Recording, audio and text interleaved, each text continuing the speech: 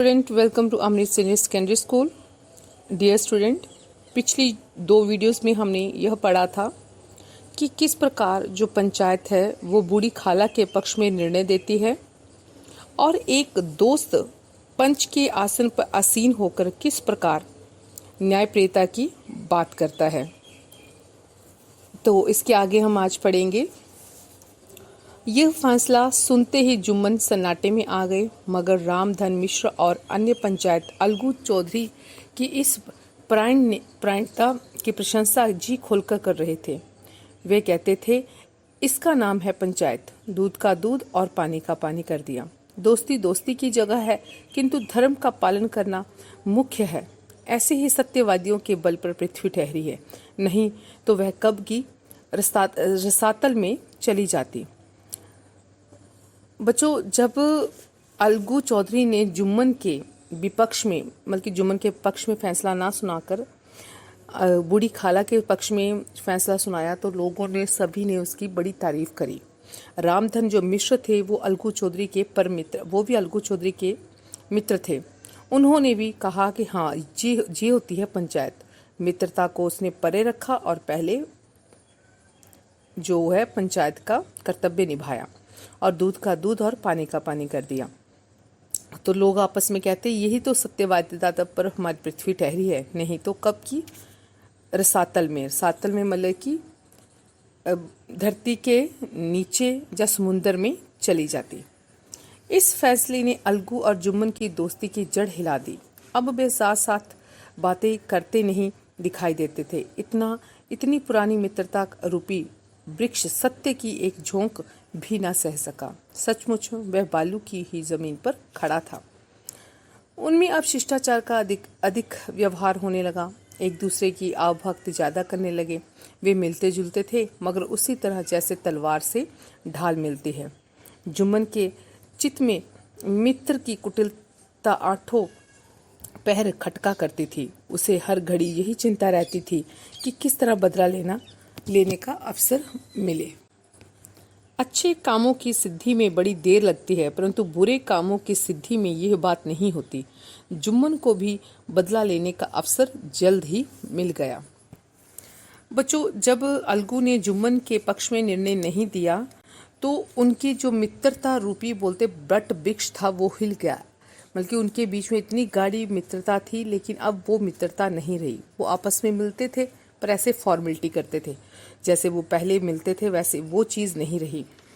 तो बोलते वो ऐसी लगती थी, उनकी जो मित्रता रूपी जो वृक्ष था वो बालू होते रेत की जमीन पर खड़ा था। जुम्मन के मन में अब कुटिलता भरी हुई थी। वो बस यही सोचता था कि कब मैं अलगू चौधरी से बदला लूं, और वह भी घड़ी जल्दी ही आ गई। कहते हैं कि बुरे कामों की सिद्धि में ये बात नहीं होती, बल्कि अच्छे कामों का नतीजा हमें लेट मिलता है, पर बुरे कर्मों का जो नतीजा है वो हमें जल्द ही मिल जाता है। और वह घड़ी जल्दी ही आ गई। जुम्मन को भी अलगू से बदला लेने का समय आ गया। पिछले साल अलगू चौधरी बटेसर से बैलों की एक बहुत अच्छी जोड़ी मोल लाए थे। बैल पच्छाही जाति के सुंदर बड़े बड़े सींगों वाले थे। महीनों तक आसपास के गांव के लोग उसके दर्शन करते रहे। देवयोग से जुम्मन की पंचायत के एक महीने बाद उस जोड़ी का एक बैल मर गया। जुम्मन ने दोस्तों से कहा, यह दगाबाजी की सजा है। इंसान सब्र भले ही कर जाए, पर खुदा नेक बद सब देखता है। बच्चों, अभी जुम्मन और खाला के निर्णय को एक महीना ही हुआ था कि अलगू चौधरी ना दो बैलों की जोड़ी लाए थे। वो बैल बड़े सुंदर थे, एन हरिष्ट पुष्ट और बड़े बड़े सींगों वाले। बोलते उनका इतना आकर्षण था कि एक महीने तक जो आसपास के लोग, गांव के लोग थे, वो उन बैलों को देखने आते रहे। और अचानक ही एक दिन उन दो बैलों की जोड़ी में से एक जो बैल था वो मर गया और जुम्मन तक ये बात पहुंच गई। और जुम्मन ने साथ ही कहा, ये दगाबाजी का सजा है कि अलगू चौधरी ने मेरे साथ मित्रता नहीं निभाई, मेरे साथ उसने बैर किया। ये उसी का नतीजा मिला कि उसका एक बैल मर गया। अब अकेला बैल किस काम का? उसका जोड़ा बहुत ढूंढा पर ना मिला तो निश्चय हुआ कि इसे बेच डालना चाहिए। गांव में एक समझू साहू थे, इनका इक्का गाड़ी हाँकते थे। गांव से गुड़ घी लाद कर मंडी ले जाते, मंडी से तेल नमक भर लाते और गांव में बेचते। इस बैल पर उनका मन लहराया। उन्होंने सोचा ये बैल हाथ लगे तो दिन भर में बेक टके 3 खेप हों। आजकल तो एक ही खेप में लाले पड़ते रहते हैं। बैल देखा, गाड़ी में दौड़ाया, मोल तोल किया और उसे लाकर द्वार पर बांध ही दिया। 1 महीने में दाम चुकाने का वादा ठहरा। चौधरी को भी गरज थी, घाटे में की परवाह न करी।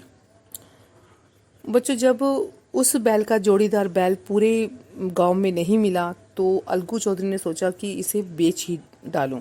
तो उन्हीं के गांव का एक समझू साहूकार था। वो इक्का गाड़ी चलाता था। इक्का गाड़ी होती है जिसमें एक ही बैल लगता है, और वो उस गाड़ी में सामान गांव से गुड़ और घी ले जाता था, शहर में बेचता था और आती बार वो तेल और नमक ले आता था। तो उसका उस बैल के ऊपर मन आ गया। उसने सोचा क्यों ना ये बैल ले लूं। बोलता कि बेक टके, बोलता बेधड़क मैं इस बैल, अगर मेरे पास से ये बैल आ जाता है तो मैं 3 खेप मतलब कि चक्कर, तो 3 चक्कर तो मैं लगा ही लूंगा गांव और शहर के। आजकल तो बोलता एक ही खेप के लाले पड़े हुए हैं। तो उसने क्या किया कि 1 महीने का वादा कर लिया कि 1 महीने के बाद मैं इसके पैसे दूंगा। तो चौधरी को भी इसकी गर्ज थी। चौधरी ने भी अपना मतलब निकाला और घाटे की परवाह न करी। समझू साहू ने नया बैल पाया तो उसे लगे रगेदने। वह दिन में 3-3, 4-4 खेपे करने लगे। ना चारे की फिक्र थी, ना पानी की, बस खेपों से काम था। मंडी ले गए, वहां कुछ रूखा सूखा सामने डाल दिया। बेचारा जानवर अभी दम भी ना ले पाता था कि फिर जोतते थे। इक्के का जुआ देखते ही बैल का लहू सूख जाता था। एक एक पग चलना दूभर था, हड्डियां निकल आई थी, परंतु था वह पानीदार, मार के बर्दाश्त न थी। एक दिन चौथी खेप में साहू ने दूना बोझ ला दिया। दिन भर का थका जानवर पैर न उठते थे। कोड़े खाकर कुछ दूर दौड़ा, धरती पर गिर पड़ा और ऐसा गिरा कि फिर उठा ना। कई बोरे गुड़ और कई पीपे घी उन्हें बेचने थे। 200-250 रुपए कमर में बंधे थे। इसके सिवा गाड़ी पर कई बोरे नमक के थे। अतएव छोड़ कर जा भी नहीं सकते थे। लाचार बेचारे गाड़ी पर लेट गए। वही रत जगह करने की ठान ली। आधी रात तक नींद को बहलाते रहे। सुबह जब नींद टूटी और कमर पर हाथ रखा तो थैली गायब। घबराकर इधर उधर देखा तो कई कनस्तर तेल भी नदारद। प्रातःकाल रोते बिलखते घर पहुंचे। सहुआइन ने जब यह बुरी सुनामी सुनी तब पहले तो रोई, फिर अलगू चौधरी को गालियां देने लगी। निगोड़े ने ऐसे कुलच्छनी बैल दिया कि जन्म भर की कमाई लुट गई। बच्चों, जब साहू ने वो बैल खरीद लिया, अपने घर ले आए, तो वो उसने ना दिन के 3-3 चक्कर छोड़ 4-4 चक्कर लगाने शुरू कर दिए शहर और गांव के। और उन चक्करों में उसने जो बैल था उसके चारे का खाने का कोई प्रबंध ना किया, पानी का कोई प्रबंध ना किया। उसे जो वहाँ शहर में रूखा सूखा भूसा मिलता था वो डाल देता था। बेचारा जानवर बोलते क्या करता। जैसे ही बैल देखता था मतलब कि इक्के का जुआ मतलब कि वो जो बैल के ऊपर गाड़ी डालते थे, उसे देखते ही जो बैल था उसका लहू सूख जाता था। बोलता दिन भर 3-3, 4-4 चक्कर लगाकर बैल थक के चूर हो जाता था। तो एक दिन बोलता है इतना थक गया बेचारा, वो ऐसा गिरा कि फिर उठा ही ना। और साहू ने उसे बड़े कोड़े मारे पर फिर भी ना उठा और वो मर गया। उस वक्त उसकी गाड़ी पर कई पीपे घी के, नमक के और 200-250 रुपये जो उसने कमर में अपने बांधे हुए थे साहू ने। और जब वो मर गया बैल तो उसने सोचा कि अब तो यहीं मुझे ठहरना पड़ेगा, मैं जा भी नहीं सकता इतना सामान लेके। तो वो पूरी रात तो मतलब कि अपनी नींद को इधर उधर टहलता रहा। लेकिन जैसे नींद आई वो सो गया और सुबह जब उठा तो उसने देखा कि उसकी कमर पे जो 250 रुपया बंधा था वो भी चोरी हो गया और कई पीपे जो तेल के थे वो भी चोरी हो गए हुए थे।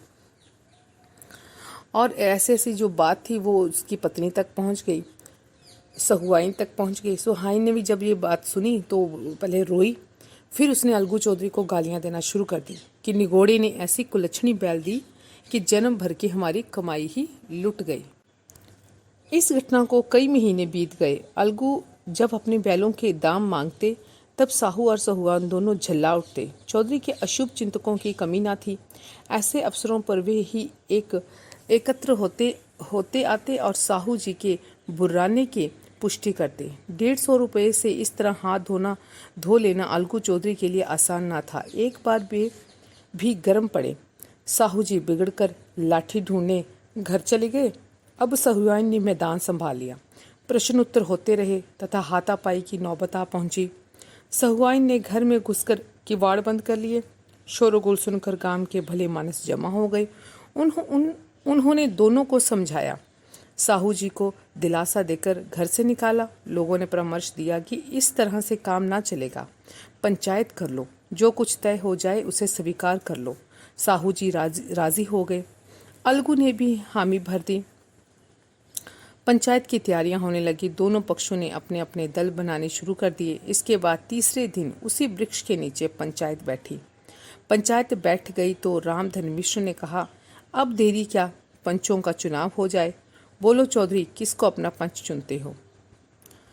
बच्चों, जब बैल को मरे हुए 1 महीना हो गया तो जो अलगू चौधरी थे वो साहू के घर पहुंचे। उसे बोलते कि मेरा 150 रुपया दे दो, जो मेरे बैल की कीमत थी। पर साहू और सहुआइन जो थे, जब भी वो अलगू चौधरी को देखते थे वो झल्ला उठते थे। उसे देख के मलकी इरिटेट से हो जाते थे कि या फिर से ये पैसे मांगने आ गया। पर बोलते उसे जो अलगू चौधरी था उसे 150 रुपया गवारा ना था। वो चाहता था मैं 150 रुपया तो लूँगा जो मेरे बैल की कीमत है। तो ऐसे से वो जब मांगने गया तो वो लड़ना शुरू हो गए दोनों। तो बोलते हैं साहू जो है घर के अंदर लाठी लेने चल गया तो उसकी जो पत्नी थी वो अलगू चौधरी से लड़ना शुरू हो गई। जब लड़ रहे थे तो लोग आसपास के जो भले मानस थे वो सारे इकट्ठे हो गए और उन्होंने समझाया कि देखो ऐसे तो आपका होना नहीं निर्णय, तो आप ऐसा करो पंचायत बैठा लो। तो बोलते हैं फिर अलगू चौधरी भी मान गया और साहू भी मान गया, भाई ठीक है अब पंचायत ही इसका फैसला करेगी। और बोलते हैं उसके बाद पंचायत की तैयारियां शुरू हो गई और 3 दिन के बाद पंचायत बैठ गई। पंचायत में रामधन मिश्र जो थे वो अब कहते कि अब देरी किस बात की, अपने पंचों का चुनाव कर लो।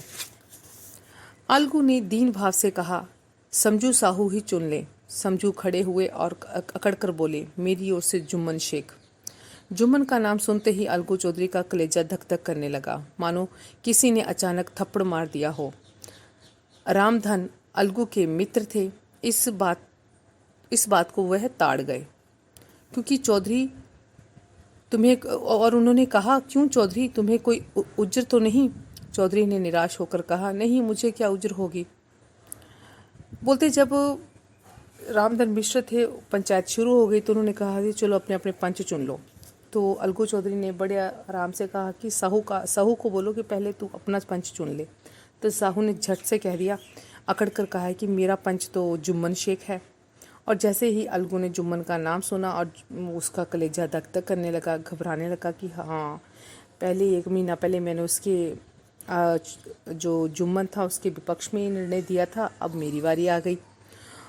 अब रामधन जो थे वो अलगू के मित्र थे, वो इस बात को भांप गए कि हाँ, अलगू चौधरी को अब टेंशन हो गई है।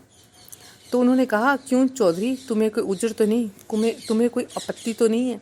तो फिर चौधरी जी ने कहा, अलगू जी ने कहा, नहीं, मुझे कोई आपत्ति नहीं है। कहते अपने उत्तरदायित्व का ज्ञान बहुधा हमारे संकुचित विचारों का सुधार होता है। जब हम राह भूलकर भटकने लगते हैं तब यही ज्ञान हमारा विश्वसनीय पथ प्रदर्शक बन जाता है। जुम्मन शेख के मन में भी सरपंच का उच्च स्थान ग्रहण करते ही अपनी जिम्मेदारी का भाव पैदा हुआ। बच्चों, आज हमने जितना पढ़ा है उससे संबंधित मैंने कुछ प्रश्न बनाए हैं। पहला है, जुम्मन शेख का फैसला किसने सुनाया। बैलों की जोड़ी किस जाति की थी? अलगू चौधरी ने बैल की क्या कीमत डाली? साहू के कितने रुपए चोरी हो गए? साहू गांव से शहर की मंडी में क्या बेचने के लिए ले जाता था? आपने ये सारे प्रश्न और ये वीडियो ध्यान से सुननी है और अपनी कॉपी पे करने हैं। Thank you.